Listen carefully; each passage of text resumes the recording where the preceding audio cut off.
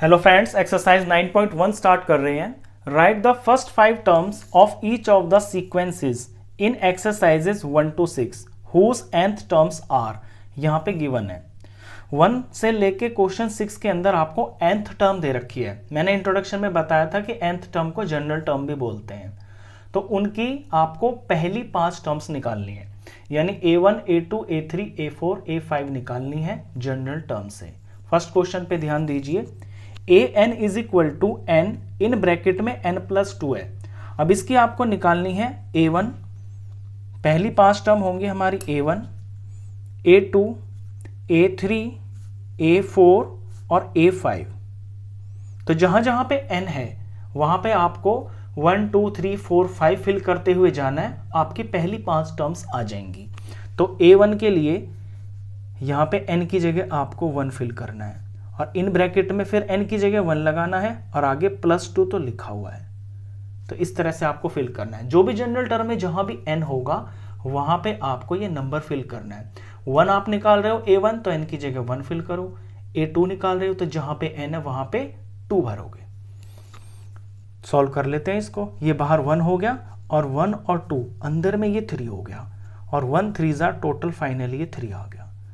ऐसी जल्दी से करेंगे। a2 निकाल रहे हैं तो यहाँ n की जगह पे 2 फिल करेंगे और यहाँ पे 2 फिल करेंगे और आगे 2 लिखा हुआ है। बाहर 2 हो गया, ब्रैकेट में 2 2 ज़ा 4 हो गया और 4 2 ज़ा फाइनली ये 8 आ गया। a3 निकालेंगे तो n की जगह 3 रखेंगे, ब्रैकेट में n की जगह 3 रखेंगे और आगे +2 लिखा हुआ है और ये 3 हुआ और मल्टीप्लाई में 3 + 2 ये 5 हो गया और 3 5 ज़ा 15 हो गया। a4 निकालेंगे, n की जगह 4, ब्रैकेट में फिर यहाँ पे 4 और आगे +2 है, बाहर में 4 और मल्टीप्लाई में 4 + 2 ये 6 हो गया और 6 4 ज़ा 24 हो गया। a5 निकालेंगे तो बाहर में 5 लिखेंगे, अंदर 5 +2 लिखेंगे, बाहर का 5 5 और 2 अंदर में 7 हो गया, 7 5 ज़ा 35 हो गया। ये मैंने पहली 5 टर्म्स निकाल दी हैं। इसके बाद लास्ट में आप इस तरह भी लिख के दिखाना इसको, 3 8 15 24 और 35 ऐसे निकाल के लास्ट में ऐसे भी दिखाना। चलिए सेकंड क्वेश्चन देखिए। an is equal to n upon में n+1। अब यहाँ पे भी आपको वही करना है। अगर a1 निकालना है तो n की जगह पे 1 फिल करना है। तो a1 n की जगह 1 फिल किया, नीचे में यहाँ पे 1 और आगे +1 ये बुक वाले ने लिख के दे रखा है। सॉल्व करते हैं तो ऊपर में 1 हो गया, नीचे 1 + 1 2 हो गया। बस आगे सॉल्व तो नहीं हो रहा है, कट भी नहीं रहा। अगर कट रहा होता तो आप इसे काट लेते। ये इसकी फर्स्ट टर्म आ गई है। अब जल्दी से इसकी सेकंड टर्म निकालते हैं a2। तो n की जगह पे 2, नीचे n की जगह पे 2 और आगे +1 है, यहाँ ऊपर में 2 हो गया, नीचे में 2 + 1 ये 3 हो गया। अब a3 निकालते हैं तो n की जगह पे 3, नीचे n की जगह पे 3 और आगे +1 है, ऊपर में 3 हो गया, नीचे 3 + 1 में ये 4 हो गया। a4 निकालते हैं, ऊपर 4, नीचे 4 + 1 ये 4 और नीचे में ये 5 हो गया। इसकी चौथी टर्म हो गई। इसकी पांचवी टर्म निकालते हैं तो ऊपर में 5, नीचे n+1 है तो यानी 5 + में 1 और ऊपर में 5 और नीचे में 5 + 1 ये 6 हो गया। ये इसकी 5 टर्म आ गई है पहली। लास्ट में आप एक साथ ऐसे भी करके दिखाना। आंसर जब लिखोगे 1/2, 2/3, 3/4, 4/5 और 5/6। चलिए नेक्स्ट क्वेश्चन पे बढ़ते हैं। ये बिल्कुल आसान है, बहुत ही आसान है, बस इसमें आपको n की वैल्यू ही भरनी होती है। अगली जनरल टर्म देखिए, an इज इक्वल टू 2 की पावर n। तो जब हम फर्स्ट टर्म निकालेंगे a1 तो 2 की पावर यहाँ पे 1 भरेंगे। तो 2 की पावर 1 क्या होता है? 2 की पावर 1 2 ही होगा। जब a2 निकालेंगे तो 2 की पावर हम 2 भरेंगे। तो 2 की पावर 2 यानी 2 का स्क्वायर, 2 का स्क्वायर तो 4 होता है। जब a3 निकालेंगे तो 2 की पावर 3 रखेंगे, 2 का क्यूब 8 होता है। जब a4 निकालेंगे तो 2 की पावर 4 भरेंगे। 2 की पावर 4 क्या होगा? 8 में 1 × 2 और कर देंगे, 8 2 ज़ा 16 होगा। a5 निकालेंगे फिफ्थ टर्म तो 2 की पावर 5, 2 की पावर 5, 16 में 1 2 और मल्टीप्लाई करेंगे, 16 2 ज़ा 32, ये 32 हो गया। ये इसकी पहली 5 टर्म्स आ गई हैं। 2 है, 4 है, 8 है, 16 और ये 32, ये इसका आंसर हुआ। चलिए फोर्थ क्वेश्चन देखिए, an is equal to 2n-3 upon में 6। फर्स्ट टर्म निकालते हैं a1, जहां जहां पे n है वहां पे हमको वैल्यू भरनी है। 2, ये 1 भरा मैंने, ये माइनस, ये 3 और ये अपॉन में 6। ऊपर सिंप्लीफाई करता हूँ, 2 1 ज़ा 2 हो गया, -3 अपॉन में 6।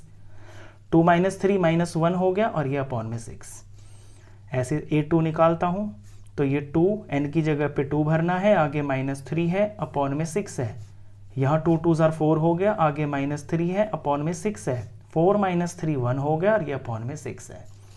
a3 निकालता हूँ, तो ये 2 n की जगह पे 3 भरेंगे, माइनस आगे 3 है, अपॉन में 6 है। 3 2 ज़ा 6 हो गया, आगे -3 अपॉन में 6 और 6 - 3 3 हो गया और अपॉन में 6, और यहाँ पे ये मेरे को कटता हुआ दिख रहा है तो मैं इसे काट लूँगा। 3 1 ज़ा 3 और 3 2 ज़ा 6। a4 निकालते हैं, तो 2 का 2 और n की जगह पे 4 भरना है, आगे -3 है, अपॉन में 6 है। 4 2 ज़ा 8 हो गया, -3 अपॉन में 6। 8 - 3 5 हो गया और अपॉन में 6 हो गया। a फिफ्थ टर्म निकालते हैं इसकी, a5, तो 2 का 2 n की जगह पे 5 भरेंगे और आगे -3 है, नीचे में 6 है।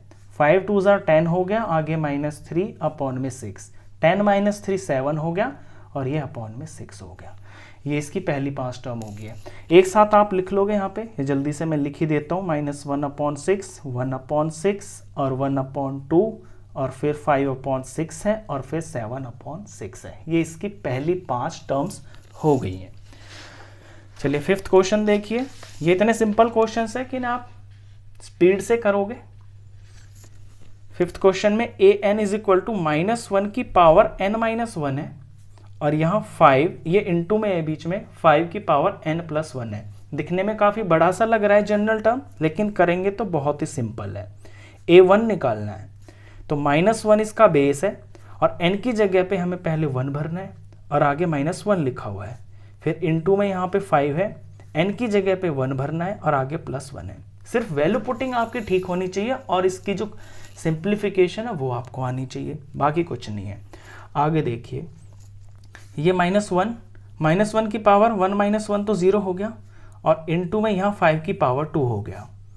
-1 की पावर 0, किसी की भी पावर अगर 0 होती है तो वो 1 के बराबर होती है और यहाँ 5 का स्क्वायर 25 होता है, तो 1 × 25, फाइनली आंसर आ गया है 25। तो सिर्फ सिंप्लीफिकेशन पे ध्यान दोगे तो कोई दिक्कत ही नहीं है। अब a2 निकालते हैं। a2 निकालने के लिए ये -1, इसकी पावर हमें n-1 है, तो यहाँ 2 - 1 लिखना है और फिर इनटू में 5 और यहाँ पे 2 प्लस में 1 लिखना है। मैं आगे की तरफ कर रहा हूँ क्वेश्चन को, तो ये -1 की पावर यहाँ हो जाएगा 2 - 1 1 हो गया, इनटू में 5 का यहाँ 2 + 1 5 का क्यूब हो गया। अब यहाँ पे आपको बात समझनी है कि -1 की पावर 1 है, जब नेगेटिव होता है और पावर आपकी ऑड होती है, यानी कि 1 हो 3 हो, तो आपका आंसर भी नेगेटिव आता है, तो ये तो -1 बनेगा और इनटू में 5 का 3, 5 3 होता है आपका, क्यूब होता है, तो ये 125 होगा और जब फाइनली मल्टीप्लाई करोगे तो -125 आंसर आएगा। चलिए a3 निकालते हैं, तो -1, इस बार n की जगह 3 भरेंगे, 3 - 1 इनटू में 5 की पावर 3 प्लस में 1, आगे में -1 की पावर हो जाएगा 3 - 1 2 हो गया, इनटू में यहाँ 5 की पावर 4 हो गया। अब यहाँ समझना है आपको, -1 की पावर अगर आप इवन में होती है, 2 हो 4 हो 6 हो 8 हो, तो आपको पॉजिटिव आंसर देता है। तो -1 का स्क्वायर करेंगे तो ये आपको +1 देगा और इनटू में 5 की पावर 4, 5 की पावर 4 आपको पता चल जाएगी, 125 को अगेन 5 से मल्टीप्लाई कर लेना, ये हो जाएगा 625, 625। तो इसका आंसर आपका +625 आएगा।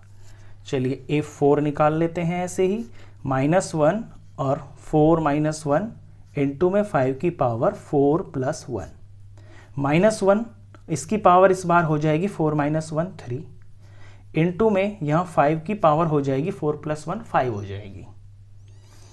अब यहाँ पे -1 की पावर 3 है, तो -1 यहाँ पे आपको, ये जो -1 3 है, ये -1 ही देगा, इनटू में, और 5 की पावर 5 हो जाएगी 625 में, अगेन आप 5 से मल्टीप्लाई कर लोगे तो ये होगा 3125।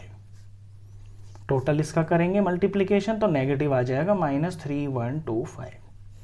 चलिए लास्ट टर्म निकाल लेते हैं जो हमको चाहिए, a5 -1 की पावर 5 -1 इंटू में 5 की पावर 5 + 1, यहाँ -1 की पावर इस बार 4 हो जाएगी, इंटू में 5 की पावर यहाँ पे 5 + 1 6 हो जाएगी।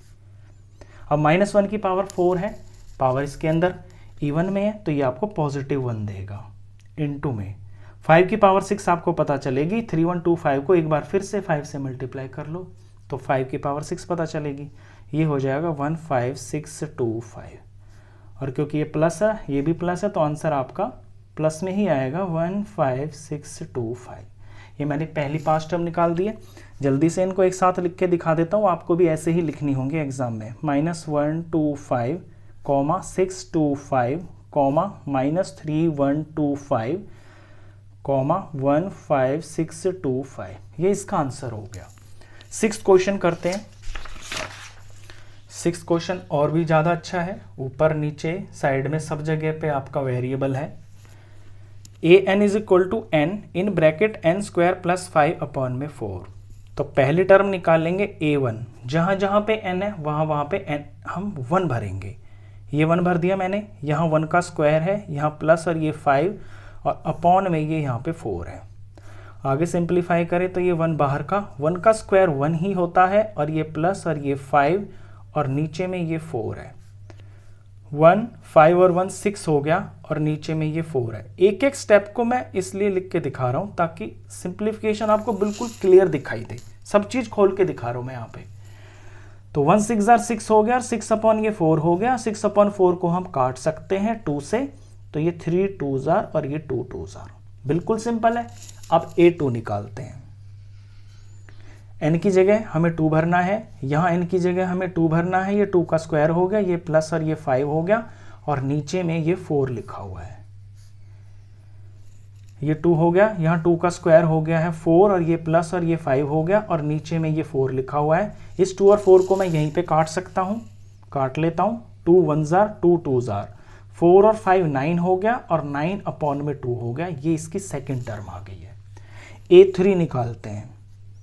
3 के लिए n की जगह 3 भरेंगे, यहाँ पे 3 का स्क्वायर करेंगे, आगे +5 लिखा हुआ है और नीचे में ये 4 है। ये 3 हो गया, 3 का स्क्वायर 9 होता है और ये प्लस में 5 हो गया, और ये अपॉन में 4 चल रहा है। ये 3 9 और 5 9 5 14 होता है,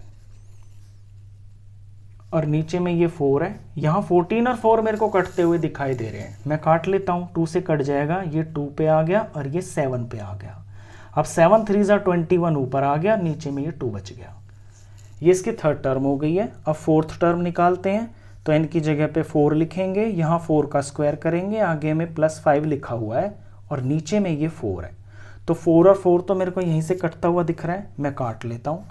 4 का स्क्वायर अंदर में 16 हो गया और ये +5 हो गया, 16 और 5 होता है 21।